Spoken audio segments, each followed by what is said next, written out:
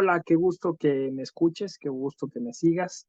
Hoy quiero proponerte la lectura de un texto que no es abundante, no es grande, incluso la idea era eso, que fuera muy puntual y muy concreto.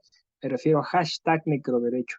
Así como lo oyes, le pusimos en el título hashtag. De hecho, cuando pedimos en la Dirección de Derechos de Autor de México que incluyeran este signo gráfico, bueno, pues no hubo sorpresa, pero no hubo mayor problema. Era el primer título que se registraba así.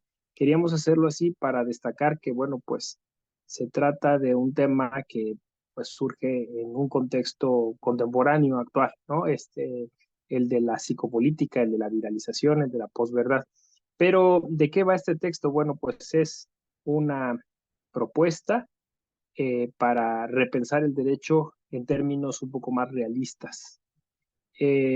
Yo sé que, bueno, el derecho tiene muchas facetas y tiene una polisemia intrínseca a su ejercicio y a su reflexión, ¿no? A su concepto.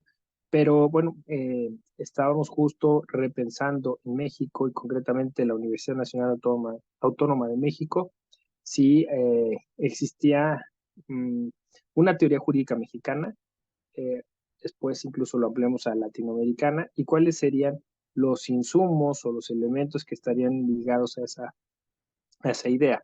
Entonces, pues caímos en cuenta que había que pensarlo desde el contexto, eh, desde nuestro, desde nuestro propio contexto, desde nuestro propio espacio-tiempo, y notamos muy pronto que, bueno, pues allí había una cuestión relacionada con el ejercicio del derecho.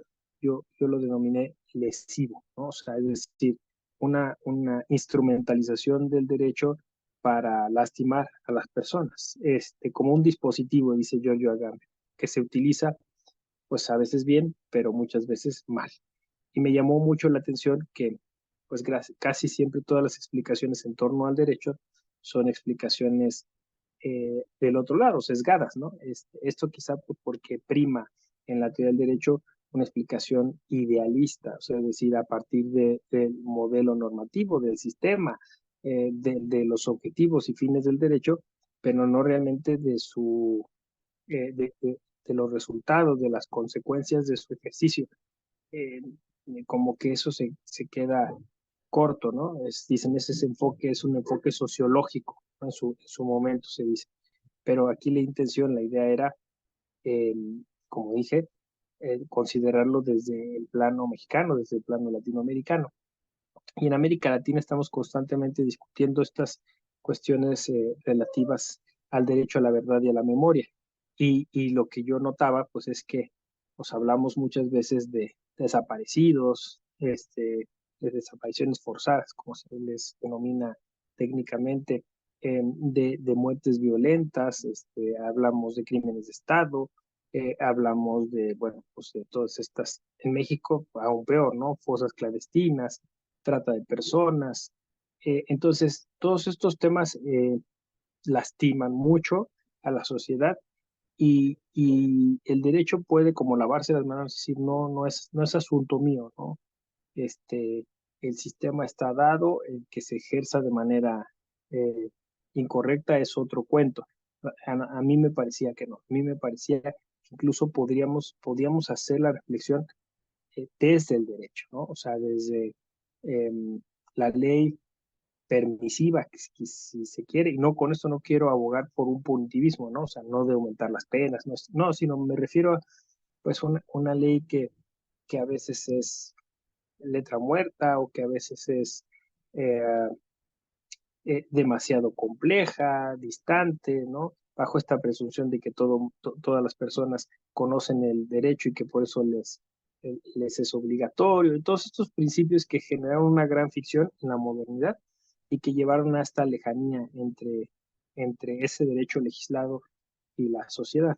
Entonces, una sociedad desinteresada por estos temas, en tanto que le son eh, distantes, en tanto que le son desconocidos, ¿no?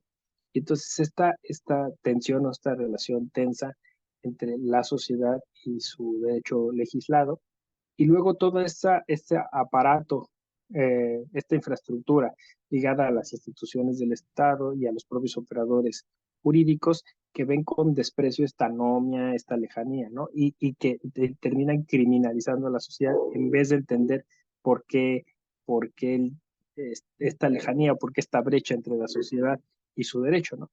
Entonces, bueno, pues esa reflexión me llevó a atender a algunos autoras, autores que ya habían analizado ese contexto desde la necropolítica, ¿no? O sea, desde esta idea biopolítica que, como sabemos, desarrolló en principio Michel Foucault y luego sus discípulos, como fue el caso de Agamben o Roberto Espósito. Luego Bembe lo desarrolla para el contexto africano y así, ¿no? Así hemos venido teniendo diversos acercamientos de la teoría a esos fenómenos donde el sistema se pone del lado literalmente de la muerte, o sea, donde el sistema político favorece la muerte o incluso tiene como elemento fundante la muerte. La otra es Hannah Arendt, ¿no? Quien analiza a través de su concepto de banalidad del mal pues esta normalización del mal, como la llama Carlos Varela para el contexto mexicano, de que se hace algo sistémico, ¿no? O sea, el mal es parte de todo, ¿no? Y es parte, yo es lo que hipotice, pues es parte del derecho también, ¿no? Entonces, leyes que, por ejemplo, restringen derechos al grado que pues, van a provocar la muerte, no sé, por ejemplo, reformas al sistema de salud o a los derechos sociales, que disminuyen el impacto, el influjo o la derechohabiencia, y entonces al disminuirlo, pues sacan a un sector que incluso puede ser misurable, que van a, pues eso, a dejar de tener los elementos que les permite vivir, ¿no? Entonces, literalmente una reforma puede matar gente, ¿no?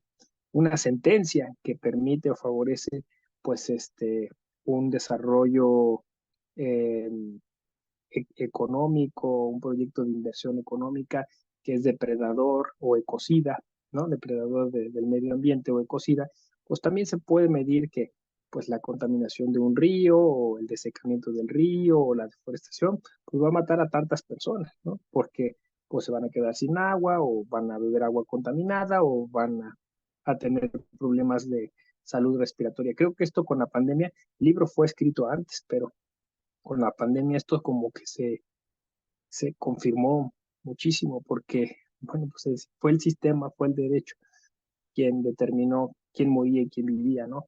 Quién tenía una cama, quién tenía un respirador, quién tenía este derecho a la atención médica, incluso en algún momento quién tenía derecho a vacunarse, ¿no? Independientemente de todas las teorías que giraron en torno al bicho del COVID, de todos modos, o sea, ahí nos dimos cuenta que pues que efectivamente, ¿no? O sea, no hay todos los derechos para todas las personas, sino más bien hay un, unos bienes comunes limitados que el administrador, en este caso el Estado, reparte, pero pues reparte dolosamente, diría yo, ¿no? O interesadamente, de manera muy clientelar a, a sus colaboradores, en principio, ¿no? Si nos va bien, en el peor de los casos, pues se los reparte a sus familiares, a sus amigos, ¿no? Este, y entonces, bueno, pues todo este uso abusivo, pues, no sé, es una tautología, ¿no?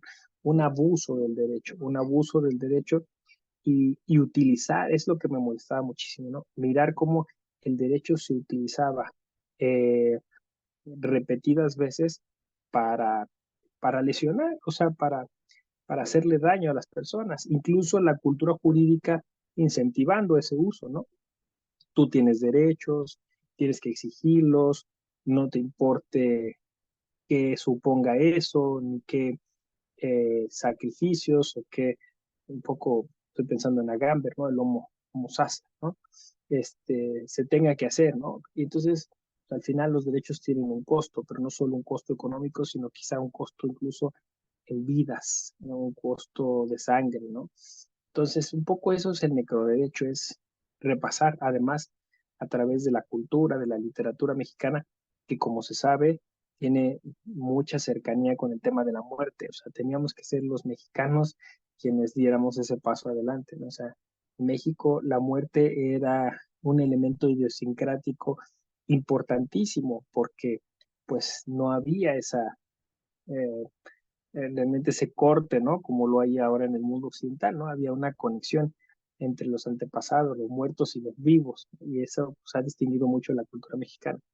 Pero pues justo este derecho moderno que es sumamente, eh, si podemos decirlo, dañino, ¿no? Sumamente egoísta, sumamente eh, yo quisiera decir, voraz, ¿no? En el sentido, pues, de una ideología capitalista, hiperconsumista, ¿no? Que va diciendo, pues, tienes que tener cada vez más derechos, ¿no? Incluso se ponía en términos de primera, segunda, tercera, cuarta generación, como si fueran iPhones los derechos. Entonces, incentivaba esa lucha, ese egoísmo, ese enfrentamiento. Eh, no saludable, porque, claro, siempre en el contexto humano, pues va a haber alguna disputa, pero pues para eso justamente creamos una zona, un área llamada proceso, en la cual pues esas disputas pueden solucionarse. Pero cuando el Estado administra esta justicia o estos procesos, los alarga, los hace es casi de muerte, ¿no? Porque pueden durar años o porque a veces son injustos o porque están cargados de corrupción, ¿no? Entonces, un poco eso, ¿no? Un poco esa desproporción, o sea, ese ideal con el que uno estudia derecho pensando que pues, va a traer orden social, justicia, va a traer beneficios para la gente y eventualmente te das cuenta pues, que esos beneficios son para los grupos de poder, para los grandes capitales o pues para los estados autocráticos que utilizan esos recursos para mantenerse más tiempo en el poder o pues para generar impunidad respecto de las atrocidades que hacen o del, como decía yo, de la familia o amigos a los que favorecen, ¿no? Entonces, pues un poco fue esa fue la intención de abordar este tema. Obviamente resultó sumamente polémico, sumamente eh, difícil de asimilar en algunos círculos, en algunos espacios. Afortunadamente en muchos otros tuvo buena acogida. Incluso, bueno, el libro ha sido presentado en otros países. En Europa, por ejemplo, tuvo muy buena recepción. Claro, llevó una autocrítica, curiosamente, porque pues, el libro plantea también estas desproporciones en términos colonialistas, por decirlo así. En Brasil incluso se tradujo, se, se sumaron colegas a la reflexión de este concepto y pues la idea del necroderecho, como te decía al inicio, es que sea muy concreto, que sea de fácil lectura. Yo eso es lo que pretendí, llegar a muchos lugares y lo logramos hacer open access de manera rápida, ¿no? O sea, logramos que vendidas las primeras copias, podía estar disponible para todas las personas. Así que lo puedes descargar, lo puedes leer y luego lo podemos discutir todas las veces que quieras. Esa es la idea, que lo podamos discutir para mejorar, porque al final hay una propuesta que le llamé vitalismo jurídico, es darle la vuelta, ¿no? ¿Y qué significa esto? Pues significa plantear el derecho en términos de la vida, de favorecer la vida. ¿Cuál? La de todas las personas, realmente, ¿no? La coexistencia, como le he venido llamando últimamente. Bueno, pues espero que haya sido de interés esta breve reseña sobre el necroderecho de la editorial Libitum en México y pues te invitamos a leerlo. Aquí vamos a dejar la liga para acceder a esto. Gracias al Instituto Peruano de Inteligencia Artificial que permite desarrollar estos temas, socializarlos y pues viva la sociedad del conocimiento, viva la cultura cívica que se genera a través de compartir lo que sabemos, nuestras lecturas, nuestras opiniones. Gracias.